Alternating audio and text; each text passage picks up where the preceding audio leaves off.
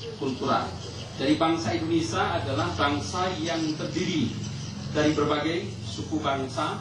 Ada suku Jawa, ada suku Batak, ada Ambon, ada Aceh, ada Papua, dan lain-lain sebagainya sampai dengan Madura. Maka disebut dengan multikultural. Berkenaan dengan adat istiadat Aceh saja luar biasa banyaknya. Tentu begitu hal yang sama dengan adat istiadat di Padang, Sumatera Barat. Begitu hal yang sama dengan adat istiadat yang ada di Sumatera Utara. Konteks ini sebenarnya adalah sebuah khasanah budaya bangsa Indonesia yang hari ini sebenarnya harus dan patut dilestarikan sebagai khasanah kekayaan nasional ke depan. Dulu lembaga pendidikan belum mampu mengakses seperti itu. Kalau ada dulu Rakai Saman misalnya di Aceh, itu paling hanya sekedar budaya kebudayaan biasa yang hanya dilakoni cukup dibentuk grup-grup kelompok kecil di setiap pedesaan. Hari ini lembaga pendidikan kita dengan kewenangan desentralisasi, maka Ratek Lesekat boleh diambil salah satu materi muatan lokal. Jelas kira-kira? Jelas ya? Kalau dulu, kalaupun dilaksanakan di sekolah hanya sebagai kegiatan ekstra. Sekarang tidak demikian, boleh diangkat menjadi salah satu materi muatan lokal, termasuk juga Hadik Maja Aceh. Hadik Maja, filosofi hidup orang Aceh. Kebetulan kalau saya tidak salah, saya pernah disebutkan oleh rekan di GSF, satu hal pengalaman hidupnya kepada orang lain atau sesuatu yang beliau kritisi terhadap ada hal yang tidak sependapat. Orang Aceh senang sekali tidak berterus terang untuk itu, karena orang Aceh hampir tok darah Pak Mukauni. Sehingga kalau bangsa lain disebut dengan Narimu Pakto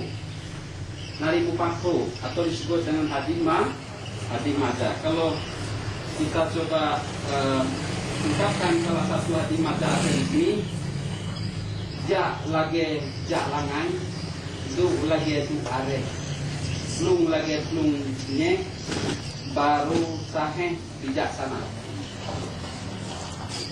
I pasang surut angin.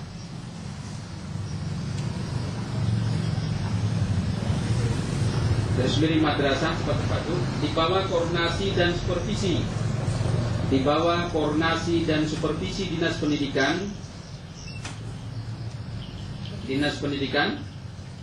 di bawah koordinasi dan supervisi Dinas Pendidikan atau kantor Departemen Agama Kabupaten atau kantor Departemen Agama Kabupaten _ Kota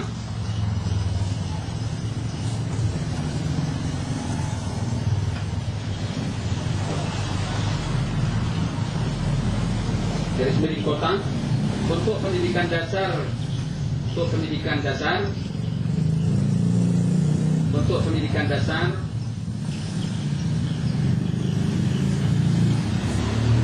dan provinsi untuk pendidikan menengah. Itulah kurang lebih berkenaan dengan pasal 38 ayat 2. Kemudian yang terakhir berikutnya adalah Peraturan Pemerintah Republik Indonesia Nomor 19 Tahun 2005 tentang Standar Nasional Pendidikan. Di sini ada standar isi, kemudian standar proses, dan terakhir adalah standar hasil. Jadi ada 3 standar, ada standar isi, standar proses, dan standar hasil. Lanjut.